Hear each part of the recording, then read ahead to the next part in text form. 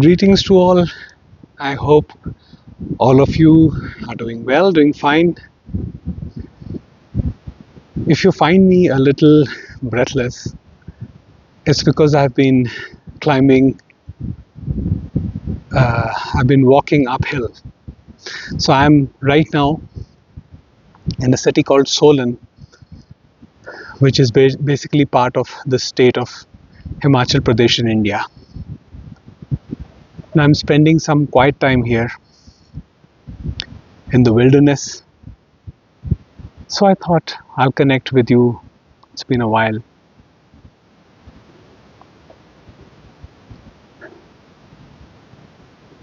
The mountains reflect the deep silence.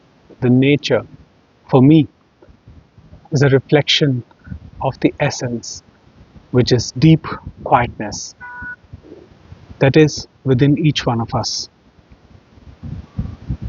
Sometimes, in the hustle bustle and the noise of city, chaotic living, hectic lifestyle, full of expectations,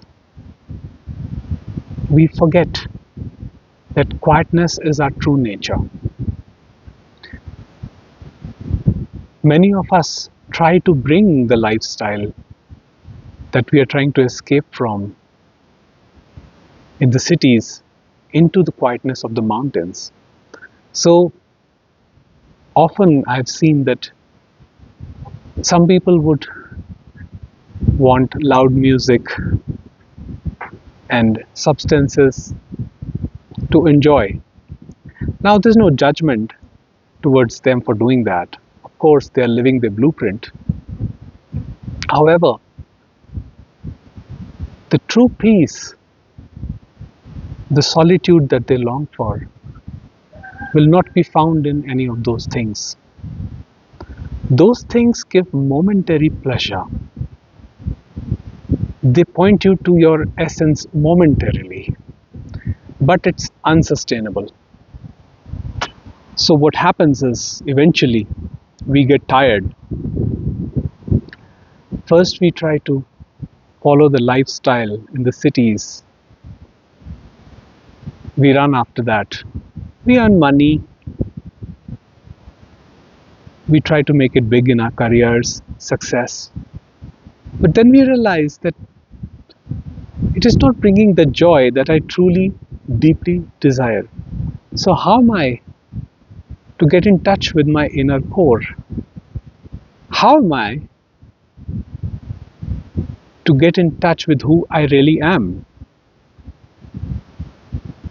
So, the masters point us to our essential self, which remains unperturbed.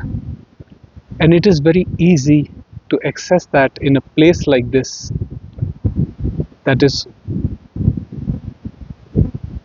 not have too many distractions, that does not have the thrill and excitement of city life,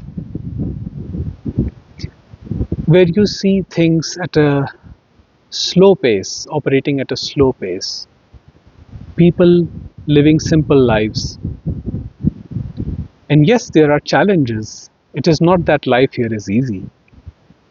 Mountain life is hard. And for some of us who are so accustomed and used to city life, it can be challenging to integrate into this environment sometimes.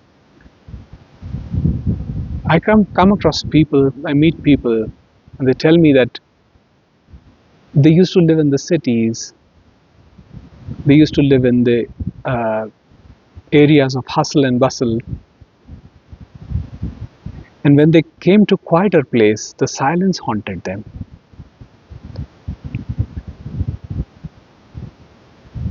Isn't it so ironic that what we deeply, deeply desire haunts us? That is ignorance. That is not understanding who we really are. That is trying to avoid.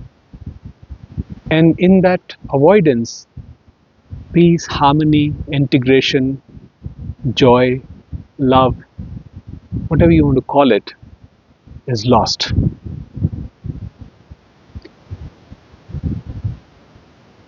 So, sitting by yourself,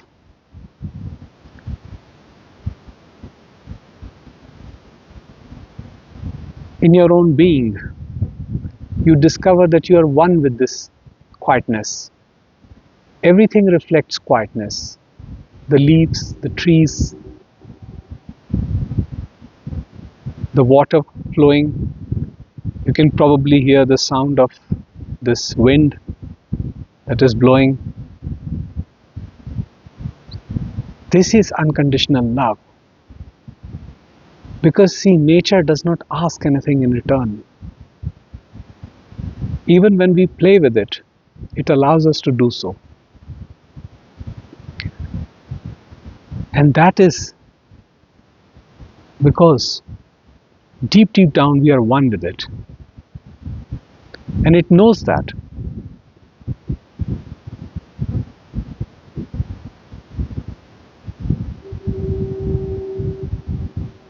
It is not about forcing yourself to be in solitude, but it is all about recognizing your inner light, which is complete, which is whole. Nothing else is needed in that space, or let's call it vastness. However, when we believe that we are incomplete and that we do need something to complete us, that is when we fall into the trap of being this or being that. Let me try to be rich and I will be happier. Let me find a good relationship and I will be happier. Let me move to the caves and escape the society and I will be happier. But you see, the one that is trying to contemplate how to be happy or happier is the problem, is fragmented, is divided. So why live in this division?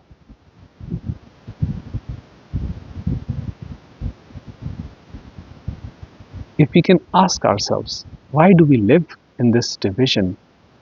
Why do we live in this tremendous conflict? Why can we not just sit quietly, observe? Because in observation, there is great insight. And insight is the only thing that brings peace, not the intellectual understanding. Because intellectual understanding is fickle. Intellectual understanding is limited. It is based upon knowledge, which is born out of thought. Therefore, it is fickle. However, beingness is complete. Therefore, insight that happens or that illuminates is complete, which means it is not a product of thought. And that can come only through inner silence, when the mind is quiet. When the mind is activated, agitated, fragmented, conflicted, there is no possibility of peace or harmony. That mind is fighting. The conflicted mind has not gained acceptance. It is fighting. It wants things to be a certain way. It imposes condition on people, on nature, on things. It wants life according to its own ideas. It brings back attention to itself. Why did this happen to me? Why did that happen to me? Why I didn't get this in life? Why I didn't get that in life? Only if things were this way, everything would be fine. See the trap. See the trap and see where it's leading you to. The desire comes from fear. This is the fragmented mind. However, when we are quiet by ourselves, sitting in self-contemplation, which means we are not thinking, but we are sitting in pure beingness and not letting thought intervene. It's not about blocking the thought or forcing, you know, thought to be a certain way. It's just about being and allowing everything to arise in the being without reacting to it, without resisting, because resistance is reaction. So when we understand this whole movement and we suspend the resistance, or let's say there is no resistance anymore, the natural outcome is peace and harmony. That peace is not subjected to external conditions. It does not depend on things being a certain way. It just is, simply is, the way it is. So I'm going to enjoy this beautiful scenery, the mountains, the birds, and I hope you experience the silence and peace for yourself too. Take care.